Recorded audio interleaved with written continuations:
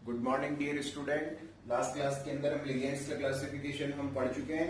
आज की क्लास के अंदर बहुत इंपॉर्टेंट टॉपिक स्टार्ट हो रहा है जिसका नाम है IUPAC name of coordination compound. ठीक है स्टूडेंट ध्यान से देखिएगा, टॉपिक इंपॉर्टेंट है।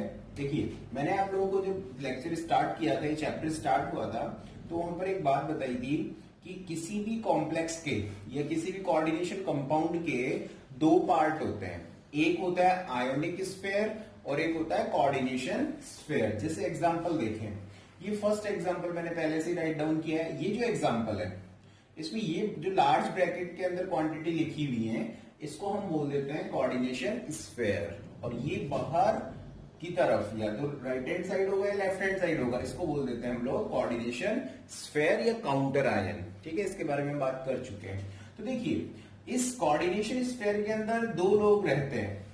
दो लोग कौन? एक मेटल और सेकंड कौन? लिगेंड। और आप लोगों को पता है मेटल और लिगेंड में कौन सा बॉन्ड है? Coordinate bond. ओके नाउ अब देखिए इसका जो नेम लिखने का सबसे अच्छा प्रोसीजर है वो क्या है, जरा गौर से सुनना। देखिए ये कॉम्प्लेक्स अगर हम एग्जांपल की फॉर्म में लेते हैं तो इस कॉम्प्लेक्स के अंदर, इसको देख लो पहले, इस कॉम्प्लेक्स के अंदर ये जो K लिखा हुआ है जो ब्रैकेट के बाहर है इसको बोलते हैं कैटायन। ठीक है, ब्रैकेट के पास में जस्ट होती है मेटल, फिर होता है आप लोगों का लिगेंड। अब लिगेंड का नंबर 1 और मोर देन 1 भी हो सकता है। जैसे यहाँ पे दो लिगेंड है, Cl है और En है, यहाँ भी 2 लिगेंड है। इस तरीके से आप देख सकते हैं, तो ये लिगेंड है। और लास्ट में जो चीज लिखी होती है ब्रैकेट के बाहर उसको बोलते हैं एनायन। तो एक कंप्लीट कॉम्प्लेक्स जो होता है वो मेनली 4 थिंग्स से क्रिएट होता है: कैटाइन, मेटल, लिगेंड और एनायन। ठीक है, अब यहां पर देखिएगा सबसे पहले जो नेम लिखना होता है वो हमें लिखना होता है कैटाइन का, अगर उस स्पीसीज के अंदर ऑलरेडी प्रेजेंट है तो। ठीक है, सेकंड थिंग लिगेंड जाएगा, थर्ड मेटल और फोर्थ क्या लिखना है? एनाइन। अच्छा एक काम करना, मेटल के साथ में हमें उसकी ऑक्सीडेशन स्टेट भी लिखनी होती है जो कि मैं अभी फाइंड आउट करना सिखाऊंगा। तो आप लोगों को आई थिंक सीक्वेंस थोड़ा सा दिमाग में गया होगा। First of all cation, after then ligand, then metal with oxidation state, and finally we will write anion. Okay, now अब हम फर्स्ट टॉपिक डिस्कस कर लेते हैं। फर्स्ट क्वेश्चन इसको डिस्कस कर लेते हैं, फिर हम ऊपर चलेंगे आगे। देखिए ये सबसे पहले कोऑर्डिनेशन स्फीयर है, तो बताइए यहाँ पर कोई कैटाइन स्पीसीज है क्या? यहाँ पर कोई कैटाइन स्पीसीज नहीं है। तो सेकंड मैंने बताया था नाम किसका लिखते हैं? लिगेंड का। आप लिख लो इसको, सबसे पहले कैटाइन, फिर लिगेंड, फिर मेटल, फिर मेटल के साथ स्मॉल ब्रैकेट के अंदर उसका ऑक्सीडेशन स्टेट, और फिर लिखा जाता है आप लोगों का एनायन, ClMa। ऐसा कुछ याद रख लो। ठीक है, वैसे जैसे जैसे आप क्वेश्चंस की प्रैक्टिस करोगे ये चीजें आपके लिए बहुत कॉमन हो जाएंगी, कुछ नहीं है इनमें। देखिए यहाँ पर दो लिगेंड है, क्योंकि लिगेंड का नाम लिखना है, क्योंकि कैटाइन यहाँ है नहीं, तो सीधा लिगेंड पे आ जाओ। अब लिगेंड आप लोगों को मैंने पढ़ा दिया है क्लासिफिकेशन के अंदर। ठीक है, तो यहाँ पर एक लिगेंड है क्लोरीन यानी क्लोराइडो, और एक है इथाइलिन डाइअमाइन EN। ठीक है, अब जरा गौर से सुनना, ये EN जो है इसके आगे 2 लिखा हुआ है, मतलब ये 2 है नंबर में, और ये क्लोराइडो भी 2 है। ठीक है, इनके लिए हम लोग वर्ड यूज करते हैं डाई, ट्राई, टेट्रा वगैरह। ठीक है, EN जैसा कॉम्प्लेक्स है जो जनरली जिसके अंदर देखो यहाँ पे रिपीटेशन हो रहा है 2 का, और यहाँ पे भी 2 रिपीट हो रहा है, तो रिपीटेशन हो रहा है, तो इसके लिए अगर डाई यूज करेंगे तो इसके लिए डाई यूज नहीं करेंगे, उसके लिए फिर यूज करेंगे बिस। ओके चलो नेक्स्ट देखिए क्या होता है। ये है आप लोगों का डाइक्लोराइडो, और ये है इथाइलिन डाइअमाइन, और आगे क्या आ जाएगा? बिस। इसकी स्पेलिंग स्टार्ट होती है E से, इसकी होती है C से। तो अल्फाबेटिकली हम पहले कौन सा लिखेंगे? अल्फाबेटिकली हम लिखेंगे पहले क्लोराइडो वाला। ठीक है, तो इसका नाम हो गया डाइक्लोराइडो। ओके, डाइक्लोराइडो के बाद में लिखा जाएगा बेस इथाइलिन डाइअमाइन। EN का मतलब क्या हो गया? Ethylene diamine. फिर लिखा जाएगा मेटल। मेटल कौन है भाई? कोबाल्ट। ये और एक चीज ध्यान रखना, यहाँ पर कैटाइन का नेम के आगे स्पेस आता है, बाकी पूरा का पूरा स्पेस नहीं लगाना है, इसमें हटा देना है उसको। तो ये है आप लोगों का कोबाल्ट। ठीक है, अब एक चीज देखना, अगर मेटल नेगेटिव लिगेंड से अटैच है तो उसके पीछे AT सफिक्स लग जाता है, तो नाम हो गया इसका कोबाल्टेट।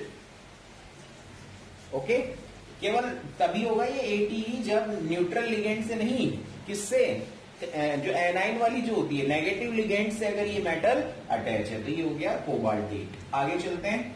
अब इसका ऑक्सीडेशन स्टेट ब्रैकेट में लिखेंगे, पहले मैं भी निकालना सिखा दूंगा, और फिर क्या लिखेंगे, सल्फेट। ये है आप लोगों का सल्फेट आयन। इस तरीके से आप इसका नाम लिखेंगे, लेकिन अभी इसमें एक चीज बची है जिसको बोलेंगे हम लोग क्या, ऑक्सीडेशन स्टेट, और वो अपने आप में एक बहुत इंपॉर्टेंट टॉपिक है, उसको सीखिए सबसे पहले। देखिए आप लोगों ने वैसे लास्ट ईयर 11th क्लास के अंदर रेडॉक्स रिएक्शन पढ़ा है। रेडॉक्स रिएक्शन में ऑक्सीडेशन स्टेट फाइंड आउट करने को एक्सप्लेन किया जाता है बहुत लार्ज लेवल पे, लेकिन फिर भी देखिए इसको ऑक्सीडेशन स्टेट कंसीडर करना है तो एक्स मान लें इसे, प्लस क्लोरीन, एक क्लोरीन पर चार्ज कितना है, -1, तो 2 पर क्या हो गया 2, ठीक है, प्लस EN न्यूट्रल लिगेंड है, तो आप लोगों को पता है न्यूट्रल लिगेंड पे कोई चार्ज नहीं होता, तो ये 0 हो गया, ये हो गया 0, प्लस SO4 पे चार्ज होता है -2, ठीक है। इसको आप जब सॉल्व कर लेंगे तो इसको सॉल्व करके देख लें, सिंप्लीफाई बना लें, ये हो गया x -2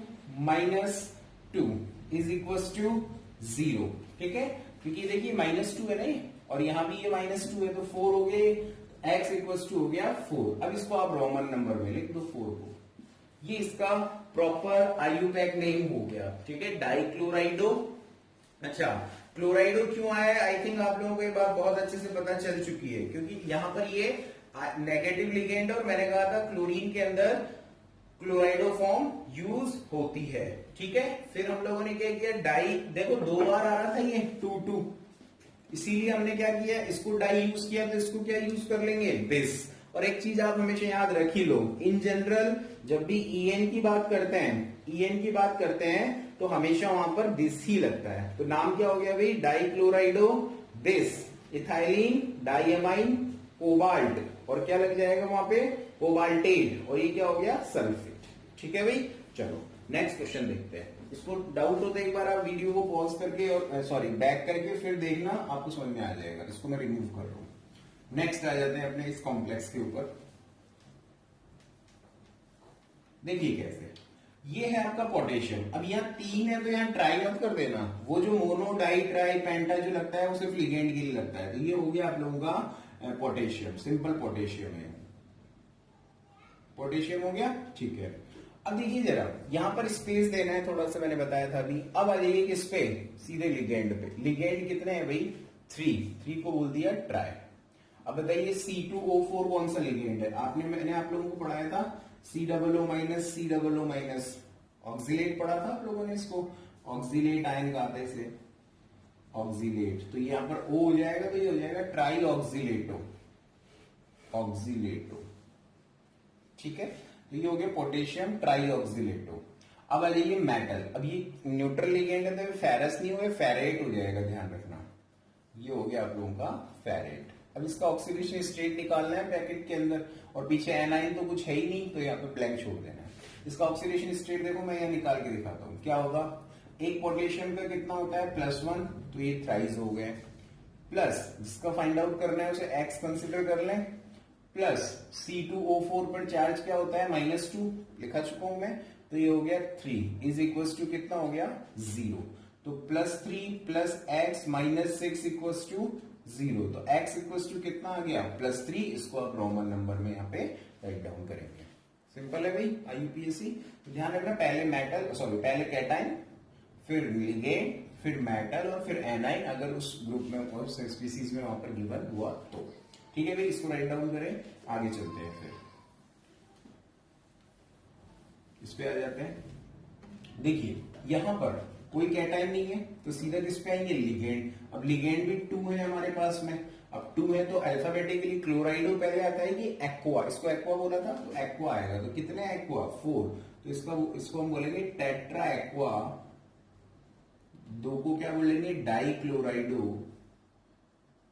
अब बताइए, ये है आप लोगों का क्रोमियम, है ना, तो यहां पर क्रोमियम लिखा जाएगा, मेटल का नाम लिखते हैं क्रोमियम। अब इसका ऑक्सीडेशन स्टेट निकाल लेते हैं। कैसे निकालना है, x मान लेंगे, H2O का कितना हो गया 0, क्योंकि वाटर जो है न्यूट्रल लिगेंड है, हमने न्यूट्रल लिगेंड की लिस्ट बनाई थी, वहां ध्यान देखना, ये हो गया 4, प्लस एक क्लोरीन पर चार्ज कितना है -1, तो ये कितना हो गया 2, और प्लस नाइट्रेट आयन NO3 -1, पहले बात हो चुकी है, ओवरऑल चार्ज 0 है तो हमने 0 यूज कर लिया। तो यहाँ पे देखना क्या हो गया, ये x ये 0 हो गया, -2 -1 इज इक्वल टू 0, तो x कितना आ गया भाई 3 आ गया, पीछे क्या आ जाएगा नाइट्रेट, ये नाइट्रेट।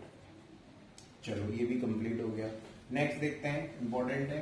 नेक्स्ट कॉम्प्लेक्स का आप वैसे वीडियो पॉज करके अपने आप नाम लिखेंगे तो ठीक रहेगा, कर लेना और फिर आप मैच करना इसको। देखना क्या है, ये है आप लोगों का हेक्सामाइन, क्योंकि 6 को हम लोग क्या बोलते हैं हेक्सा, और फिर हो गया हेक्सामाइन। इसको क्या बोला कोबाल्ट, ठीक है। अब इसको कोबाल्टेट मत लिखना क्योंकि न्यूट्रल लिगेंड, अगर यहाँ कोई नेगेटिव लिगेंड अटैच होता तो कोबाल्टेट करते। ऑक्सीडेशन स्टेट अगर बात करें तो 3 आ जाएगा और पीछे आ जाएगा क्लोराइड आयन। देखो ये आयन नहीं भी लगाओगे तो चलेगा, वैसे आयन यहाँ अगर चार्ज होता है तो लगाते हैं, उसको लिख दो आप क्लोराइड। अब देखो इसका ऑक्सीडेशन 3 कैसे आया, क्योंकि इसका कंसिडर सॉरी या नीचे कर लेते हैं, x ये हो गया 0 6, एक क्लोरीन पर चार्ज है -1, 3 पे कितना हो गया 3, x इक्वल टू कितना हो गया +3, निकाल सकते हैं। ठीक है, इस तरीके से आप लोग कोऑर्डिनेशन या कॉम्प्लेक्स कंपाउंड को स्टडी कर सकते हैं। आज की क्लास में मैं 4 ही एग्जांपल ले रहा हूं, अगली क्लास के अंदर हम इसके और इंपॉर्टेंट एग्जांपल्स की प्रैक्टिस करेंगे, इसलिए आप प्लीज एक बार लिगेंड की जो लिस्ट है उसको जरूर से याद करें, वो बहुत इंपॉर्टेंट लिस्ट है। कोऑर्डिनेशन कंपाउंड के अंदर हम लोग पढ़ चुके हैं IUPAC name of complex compound. ठीक है dear student, thank you so much.